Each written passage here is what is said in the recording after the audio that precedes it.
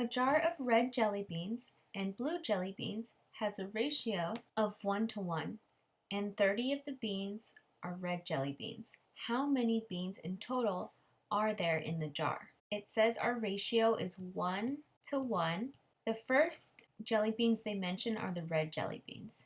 So that means the red jelly beans represents the first number, and since this blue one is listed second, then this second number represents the blue jelly beans. This ratio is 1 to 1. So for every one red jelly bean, there will be one blue jelly bean. That doesn't mean that there's only 2 jelly beans in this jar. What they actually say is 30 of the beans are red jelly beans. So I'll just put 30 red. So what we could do now is we can create an equivalent ratio. So in our new ratio, we have 30 red jelly beans. So this first number 1, what can we multiply it by to get 30? Well, 1 times 30 would give us 30. Any number times 1 is just that number. So 1 times 30 is 30. So since we multiplied the first number by 30, we have to multiply the second number by 30 as well. And for my students, I like when they show this work of showing me what they're multiplying the first ratio by. So this tells us that there are also 30 blue jelly beans. And this makes a lot of sense because for every one red jelly bean, there is one blue jelly bean. So if there's 30 red jelly beans, there will be 30 blue jelly beans. We have to reread the question because did it ask us how many blue jelly beans there are? Let's see. How many beans in total are there in the jar? So it just wants to know how many beans in total. So if you look at your jar, you'll see you have 30 red and 30 blue. So 30 plus 30 equals 60. For my students, when they do problems like this, I want to see all of the work. And then you box your answer so the teacher knows which is your answer. So let's try question number 2. J and K share a reward of $150 in a ratio of 1 to 5. What fraction of the total reward does J get? So I know my answer is going to be a fraction. The ratio they gave me is 1 to 5. J is listed first. So this 1 represents the portion of the reward that J would get. And since Kelly is listed second, the 5 represents the portion of the reward that Kelly would get. So we know that Jay and Kelly, they're splitting this reward. They're splitting $150, but they're not splitting it evenly. Jay is getting only 1 portion and Kelly is getting 5 portions. She's getting a lot more of this reward than Jay. But to figure it out, we have to put this $150 into pieces. So how many pieces should we put it into? That's going to depend on how many parts there are, how many portions there are. So we have 1 portion here and we have 5 portions here. So how many portions do we have in total? Well, 1 plus 5 equals 6. So we have 6 portions in total. So I am going to split this reward into 6 pieces and see what I get. 1, 2, 3, 4, 5, 6. So for Jay, he would get this 1 portion. And Kelly, I'm going to give her this orange color. Kelly would get the other 5 portions. So 1, 2, 3, 4, 5. She gets these 5 portions. 5. And Jay just gets this 1 portion. Okay, so we know how many portions they get. This is a fraction. It's out of 6. So if they're asking us for what fraction of the reward does Jay get, he would get 1 out of 6 pieces. He gets 1 out of the 6, 1/6.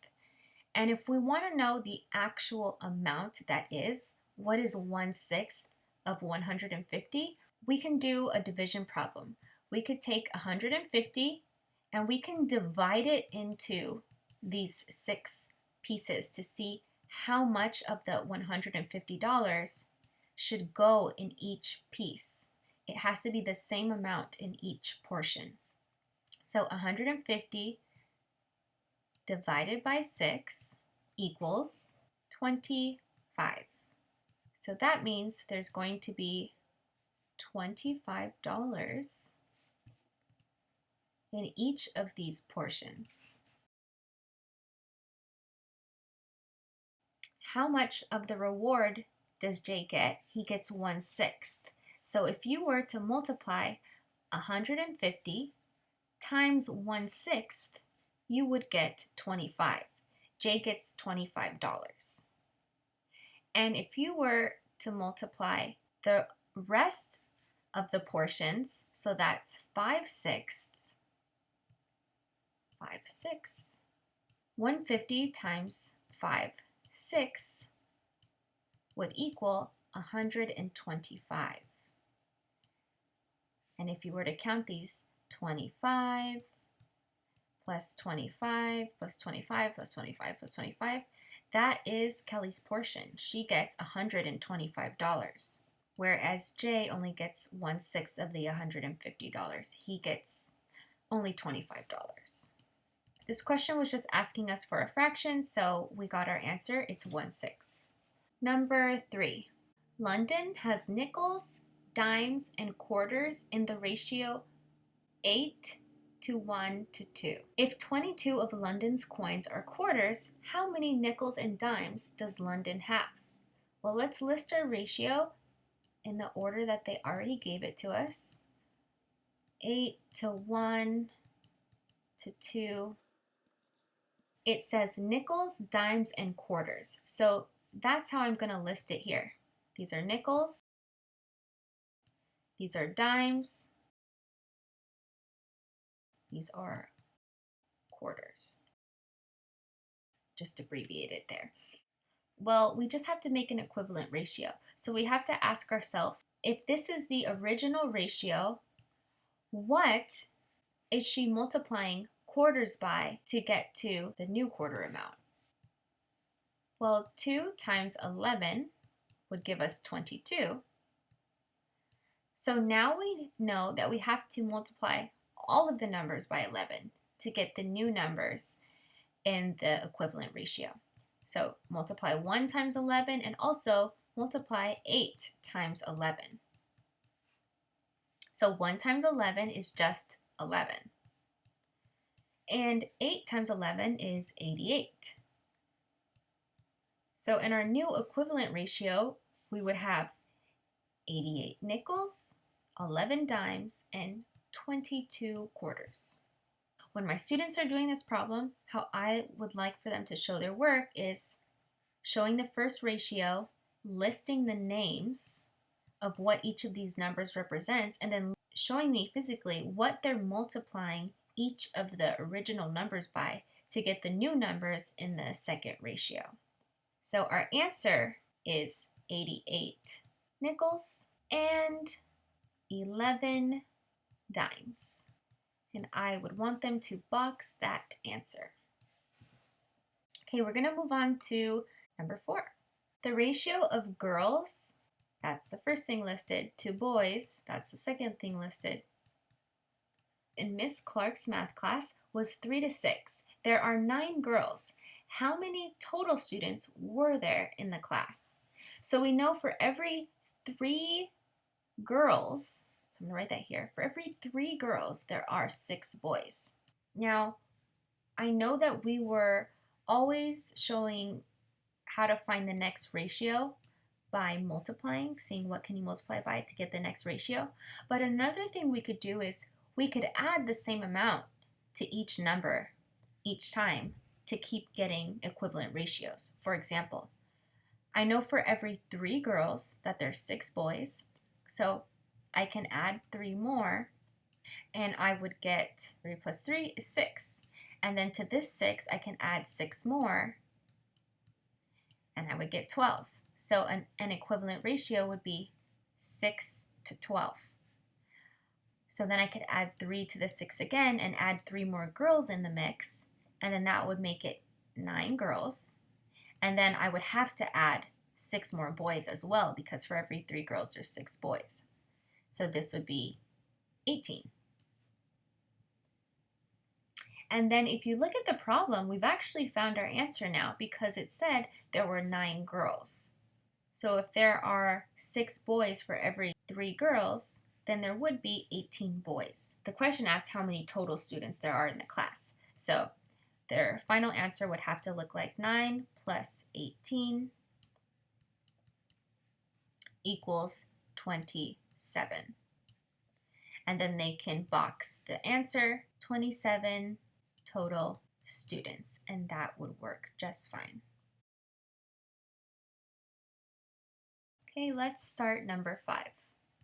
A jar contains 800 beans. Of all the beans, 4/5 are white beans and the rest are navy beans. What is the ratio of white beans to navy beans? So now they're asking for a ratio. This is the first question, I believe, that actually asked for a ratio. So to express a ratio, we'll write some number to some number. And what they're asking for is the number of white beans to navy beans. So this first number is going to represent the white beans, and then the second number in the ratio will represent the navy beans. The jar contains 800 beans. I always like to make a visual, so I'm just going to do that, even though we might not need it. Of all the beans, 4/5 are white beans. If we had 800 beans and we multiplied by 4/5, we would know how many white beans there were. That would give us exactly how many white beans were in this jar. Also, we could multiply 800 by 1/5 to get all the rest of the beans, so all the navy beans in the jar. That would be 1/5, because if there are 5 portions that we're talking about, and you know that there's 5 portions because you can see the denominator of the fraction is 5. So out of 5 portions, meaning if we were to split these 800 beans into 5 portions, 1, 2, 3, 4, 5, 1/5 of the portions would be, and the other 4 portions would be white beans.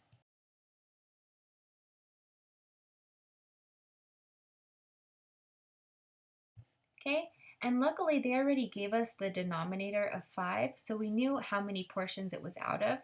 They also said 4/5 were white beans, so that made it a little bit easy for us because we know the last fifth, that last 1/5 would be navy beans. So since navy beans is just 1 portion out of the 5, we'll put 1 here. And white beans, there's 4 portions. So for white beans, we'll put a 4. 1, 2, 3, 4, representing this one. So for every 4 white beans, there's 1 navy bean. And then if you want to find how many total there were, well, let's do this multiplication problem. I am actually, first I'm going to box my answer. 800 times 4 would be 3,200, and then you divide that by 5, and you would get 640. And then 800, and you multiply it by the numerator in the other fraction, times 1 is 800. When you divide by 5, you get 160. Well, let's make sure that these numbers make sense. We can add up 640 plus 160 just to make sure that we get 800. 600 plus 100 is 700, and 40 plus 60 is another 100. So yes, this does equal 800. Okay, so 160 would be navy beans, and 640 would be the white beans. What I can also do is, let's make sure that the white beans are 4 times as many as the navy beans, because we always know that there's going to be 4 times as many white beans as there are navy beans. Because look, if I multiply 1 times 4, I will get 4. So the same goes for these numbers that I received. If I were to multiply 160 times 4, I should get the amount of white beans. There should be 4 times as many. So let's multiply 160 by 4. And yes, when I multiply 160 by 4, I do get 640 white beans. So it works out perfect. And the last one, Sophia and Isabella share a reward of $115 in a ratio of 2 to 3. If I want to know how many portions to make out of this, I would just add up 2 plus 3, and I would know that there are 5 portions that we're talking about here. 1, 2, 3, 4, 5. Here's 2 portions, and here's the other 3 portions. Okay, so these first 2 portions go to Sophia. I'm just going to write an S. And these last 3 portions would go to Isabella. I'm going to write an I. So we have to figure out how much of this $115 will go evenly into these 5 boxes. So we have to figure out 115 divided by 5. What would that number be? Well, when I do 115 divided by 5, I get 23.